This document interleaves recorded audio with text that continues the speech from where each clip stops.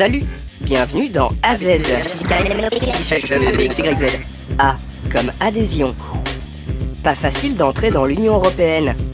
Entre le moment où un pays frappe à la porte de l'Union et le moment où il peut y rentrer, il faut parfois des années. Un long parcours que le ministre croate des Affaires étrangères a qualifié de 110 mètres haies. Un pays dépose sa candidature pour rentrer dans l'Union Européenne. Pour ça, il faut faire partie du continent Europe, ne pas être en guerre et être une démocratie. C'est à ces conditions que la Commission peut le déclarer officiellement candidat, mais sans garantie de succès. 2004, la Croatie devient candidate pour devenir membre de l'Union Européenne. Pour ça, elle s'est préparée pendant 3 ans et elle doit encore s'entraîner avant d'entamer son parcours d'adhésion. L'Union Européenne aide le candidat à prendre connaissance des règles du jeu. Il s'agit de se familiariser avec les politiques de l'Union Européenne pour pouvoir se rapprocher le plus possible des programmes européens. Car pour participer aux négociations d'adhésion, le candidat doit remplir plusieurs autres conditions. Respecter les droits de l'homme, avoir une économie solide pour supporter la concurrence européenne, être capable d'appliquer les politiques de l'Union.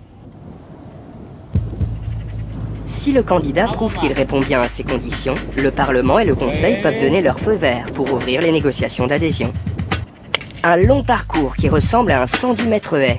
2005, c'est parti pour la Croatie. Madame Kosor, vice-présidente du gouvernement croate, se lance dans le parcours d'adhésion.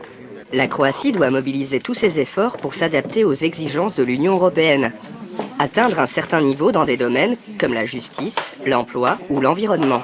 Mais difficile de faire un parcours sans faute. En 2009, les négociations coincent à cause d'un problème de frontière avec la Slovénie, membre de l'Union européenne. Les candidats doivent passer toute une série d'épreuves, respecter 33 chapitres de lois européennes, comme la pêche, le transport, la justice et l'environnement.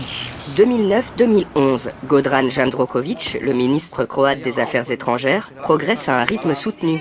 L'Union européenne a refermé 28 chapitres sur 33. Pas à pas, la Croatie se rapproche de la phase finale. Mais il reste de gros obstacles sur sa voie. Elle doit mettre le paquet pour transformer sa justice en profondeur, mieux protéger les droits de l'homme et lutter contre la corruption. Ce sont les étapes les plus dures à passer. Mais ce n'est pas parce que le pays respecte tous les chapitres que son entrée dans l'Union est gagnée. Quand le pays est prêt, un accord d'adhésion doit encore être soumis au Conseil et au Parlement. Et ce traité doit être signé par le candidat et tous les États membres, sans exception. Et ce n'est que lorsque les 27 pays membres confirment bien leur engagement que le pays candidat devient enfin membre de l'Union. Aujourd'hui, il y a 27 pays membres dans l'Union Européenne. Bientôt, on ne parlera plus des 27, mais bien des 28. Après la Croatie en 2012, si tout va bien, l'Islande devrait suivre dans la foulée. Ensuite, ce sera au tour des autres pays des Balkans d'adhérer à l'Union Européenne. Le calendrier est encore très incertain.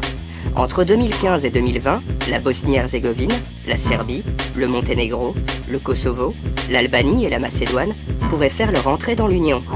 Pour la Turquie, la question de l'intégration reste largement en suspens. Salut!